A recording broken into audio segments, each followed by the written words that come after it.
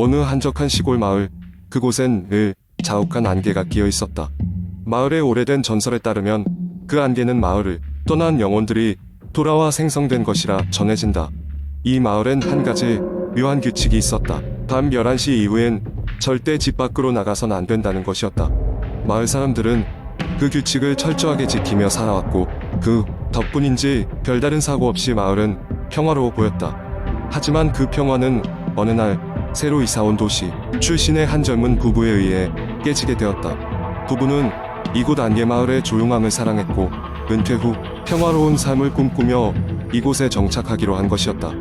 그들은 마을 어귀에 오래된 폐가를 수리해 아늑한 집으로 만들었다. 마을 사람들은 그들이 왔을 때 친절하게 대했지만 오직 한 가지, 밤 11시 이후엔 절대 밖에 나가지 말라고 경고했다. 그러나 도시 사람으로서 이런 미신을 믿지 않았던 부부는 그 경고를 가볍게 여기며 평소와 다름없이 밤에도 집 밖의 정원을 산책하기 시작했다. 초기엔 아무 일도 일어나지 않았기에 부부는 마을 사람들의 경고를 더 이상 신경 쓰지 않았다. 그러던 어느 날 밤 남편이 갑자기 사라졌다. 아내는 남편이 장난으로 숨은 줄 알고 여기저기 찾기 시작했다. 하지만 아무리 찾아봐도 남편은 보이지 않았고 아내는 점점 불안한 마음을 억누를 수 없었다. 남편이 마지막으로 간 곳은 집 근처의 작은 숲이 보였다. 아내는 손전등을 들고 숲속으로 들어갔다. 시간이 지나치게 느리게 흐르는 기분이었고 안개는 더욱 짙어져 시야를 가렸지만 끝내 포기하지 않았다. 그러던 중 멀리서 희미하게 들려오는 남편의 목소리를 들었다. 여기야, 날 찾아줘. 아내는 그 방향을 향해 달려갔다. 하지만 그곳엔 남편은 없었고 오직 오래되고 낡은 우물 하나만이 자리 잡고 있었다.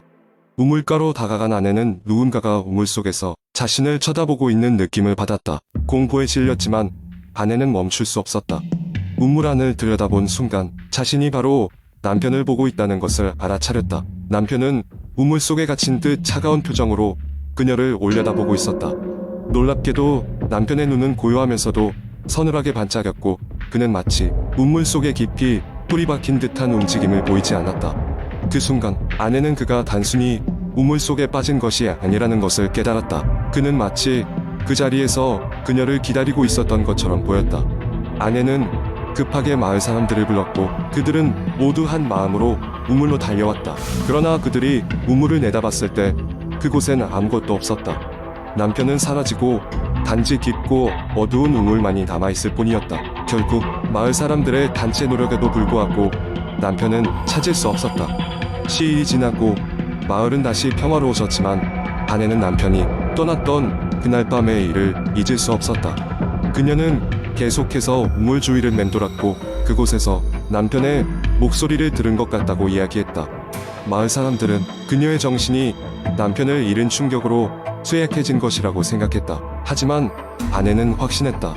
그날 밤 우물 속에서 자신을 올려다보던 남편의 마르는 모습은 단지 환상이 아니었다고.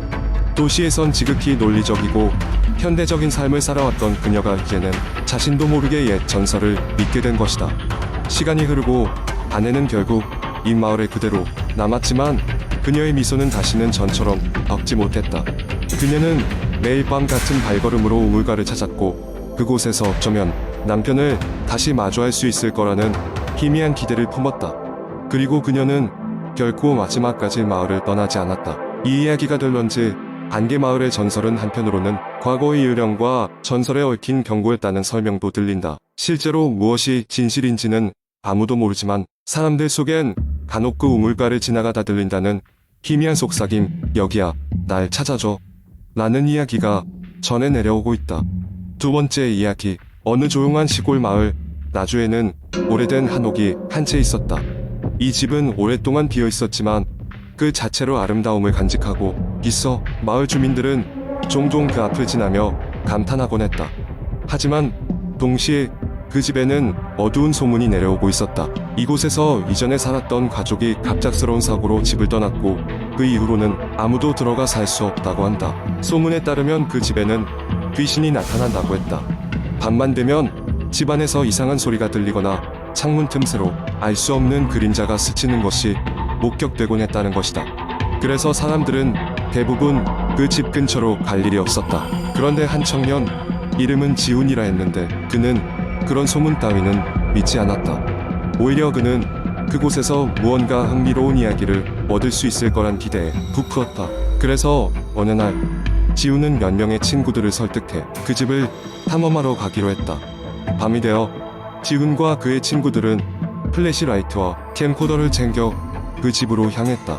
문이 잠겨 있을 것이라 예상했지만 그들은 쉽게 집 안으로 들어갈 수 있었다. 내부는 오랜 세월 동안 방치된 듯 먼지와 거미줄로 뒤덮여 있었지만 그 자체로 흥미로웠다. 하지만 그들이 집을 조사하는 동안 이상한 일이 벌어지기 시작했다. 갑자기 예고 없이 문이 쾅 닫히거나 창문에서 이상한 소리가 들려왔다. 친구들 중 하나는 누군가 자신의 이름을 속삭이는 소리를 들었다고 했고, 또 다른 친구는 갑자기 형체를 알 수 없는 차가운 한기가 스쳐 지나갔다고 말했다. 두려움은 곧 그들을 집어삼켰고 그들은 고민하다 결국 돌아가는 것이 좋겠다고 결심했다. 하지만 문제는 집을 나오려고 할 때 발생했다. 입구로 돌아온 그들은 밖으로 나가려 했지만 문은 아무리 힘을 주어도 열리지 않았다. 상태는 점점 더 심각해지고 이들은 서로 다른 방으로 헤어져 문을 찾기로 했다. 그때 지우는 한 방에서 낡고 찢어진 일기장을 발견했다. 그 안에는 이 집에서 일어났던 사건들이 기록되어 있었고 마지막 페이지에는 단 한 번도 너희는 이곳을 벗어날 수 없다라는 문장이 적혀 있었다. 이들을 향한 소름 끼치는 예언이었다. 그 메시지를 읽고 난 후 지우는 목이 서늘해지는 느낌을 받았다. 그 순간 그의 뒤에서 무언가 움직였다. 플래시 라이트를 비추자 보이지 않는 손이 그의 어깨를 잡았다. 그리고 이어 뒤에 속삭이는 소리가 들렸다. 그곳을 서둘러 빠져나가야겠다는 생각뿐이었다. 다행히도 친구들은 지훈을 불러 그가 빠져나올 길을 찾도록 도와주었고 결국 그들은 미친 듯이 달려 집 밖으로 나올 수 있었다. 집을 벗어나자 기묘한 웅성거림과 차가운 한기는 사라졌다. 하지만 그 경험은 지훈과 그의 친구들에게 깊은 충격을 남겼다. 집에서의 섬뜩한 경험을 생생히 기억하면서도 그들은 다시는 그 집 근처에 가지 않기로 맹세했다. 그리고 시간이 흐른 후 그 집은 지금도 나주에 서 있으며 여전히 아무도 살지 않는다고 한다. 그저 오가는 바람과 먼지만이 그곳을 조금씩 씻어내고 있을 뿐이다. 그리고 그날 밤 그곳을 탐험한 청년들과 같은 호기심 많은 이들이 다시 나타날 때까지 그 집은 조용히 어두운 비밀을 간직하고 있는 듯하다. 세 번째 이야기. 나는 서울 변두리에 위치한 오래된 아파트에 이사하게 되었다. 집을 구할 때 가장 중요하게 생각한 것은 가격이었는데 이 아파트는 상대적으로 저렴했다. 건물 자체는 꽤 낡았지만 위치가 나쁘지 않았고 무엇보다 조용해 보여 나는 계약을 맺고 짐을 옮겼다. 이사한 첫날은 모든 것이 정신없이 흘렀다. 짐을 풀고 정리하느라 어느덧 밤이 되었고 나는 그 어느 때보다 피곤한 몸을 침대에 눕혔다. 그런데 이상하게도 그날 밤 이상한 소리에 잠에서 깼다. 처음엔 바람 소리인 줄 알았지만 자꾸 들리다 보니 차분한 목소리로 누군가 속삭이는 것 같았다. 귀를 기울여 보니 또렷한 문장이 들려왔다. 이곳에 오지 말았어야 했어. 도무지 이해할 수 없는 일에 몸이 굳어버렸다. 그렇게 뜬 눈으로 밤을 지새고 아침이 왔다. 밤의 일은 꿈이라고 믿고 싶어서 눌러담고 일상으로 돌아가려 했다. 며칠 뒤 엘리베이터에서 이상한 일을 겪었다. 단지 내에 있는 작은 슈퍼마켓에 다녀오는 길이었는데 평소처럼 엘리베이터 버튼을 눌렀다. 엘리베이터는 지하 주차장에서 올라오는 소리를 내며 내 층에 멈췄다. 문이 열렸을 때 나는 온몸에 소름이 돋았다. 아무도 없었다. 나는 내 층 버튼을 다시 눌렀고 문이 닫히려던 그 순간 누군가 내 어깨를 툭 건드리는 감촉이 느껴졌다. 뒤를 돌아보았지만 역시 아무도 없었다. 불길한 예감이 들기 시작했다. 그리고 그날 밤 또다시 속삭이는 소리가 들렸다. 이번엔 훨씬 길어졌다. 그녀는 아직도 이곳을 떠돌고 있어. 조심해. 이것은 단순한 환청일까? 나는 결국 이 일을 주변 사람에게 털어놓기로 했다. 가까운 친구에게 이야기를 했고 친구는 호기심으로 이 아파트에 관해 조사해보기로 했다. 며칠 뒤 친구가 내게 전화해서 알게 된 사실은 정말로 소름 끼쳤다. 이 아파트에는 옛날부터 떠도는 이야기가 있었다고 한다. 오래전 여기 살았던 한 여자가 불행한 사고로 목숨을 잃었고 그의 어머니 아직도 아파트를 헤매고 있다는 것이다. 주민들은 종종 밤마다 들리는 이상한 소리나 형체 없는 인기척을 느끼곤 했던 것이다. 하지만 대부분 그것을 그냥 오래된 건물의 자연스러운 현상으로 여겼다.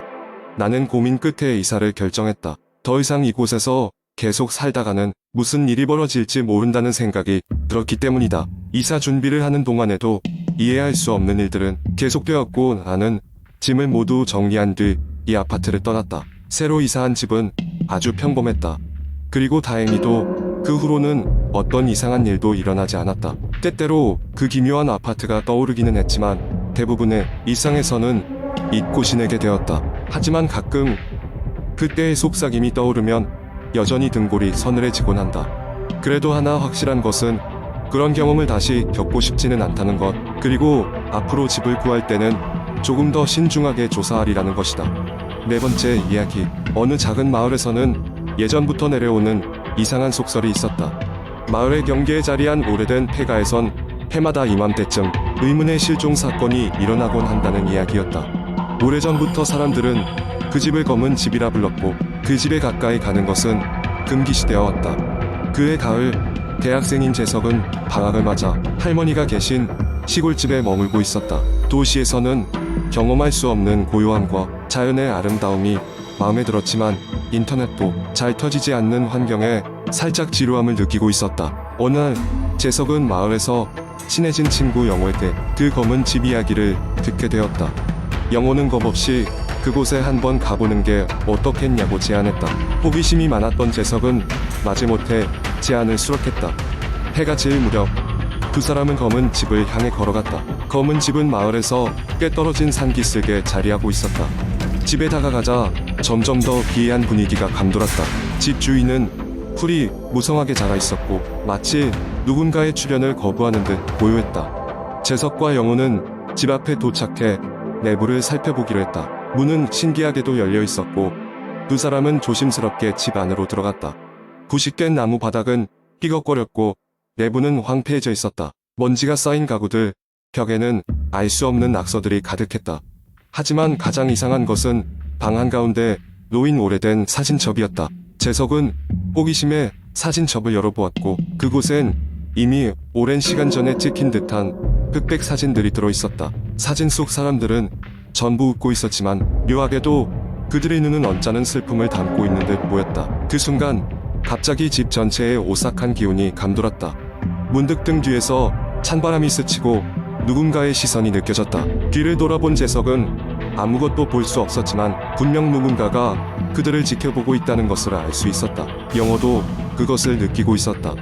두 사람은 급히 사진첩을 덮고 집 밖으로 나가려 했다. 그러나 집의 문이 스스로 쾅 닫히며 그들을 가두고 말았다. 패닉 상태에 빠진 두 사람은 뒷문을 찾아 방호를 뒤졌지만 집은 그들을 결코 놓아주려 하지 않는 듯했다. 그때 갑자기 위층에서 발소리가 들리기 시작했다. 누군가가 천천히 계단을 내려오는 소리였다. 수많은 생각이 스쳐 지나갔다. 여기서 빠져나가려면 뭔가를 해야 할 것 같았다. 재석은 떨어뜨렸던 사진첩을 다시 집어들고 마지막 남은 방으로 뛰어들었다. 그 방에는 거대한 거울이 있었다.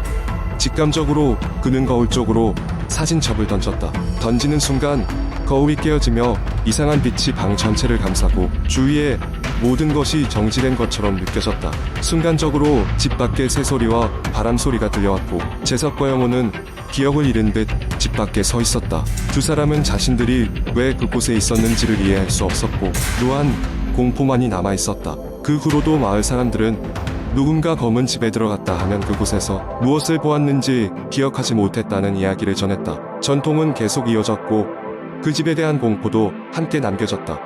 이 이야기는 재석과 영호가 경험한 일을 바탕으로 여러 번 이야기되었고 지금도 여전히 사람들을 그 집 근처로부터 멀리 떨어지게 만들고 있다. 여러분이라면 과연 그 집의 비밀을 풀기 위해 들어갈 용기가 있을까?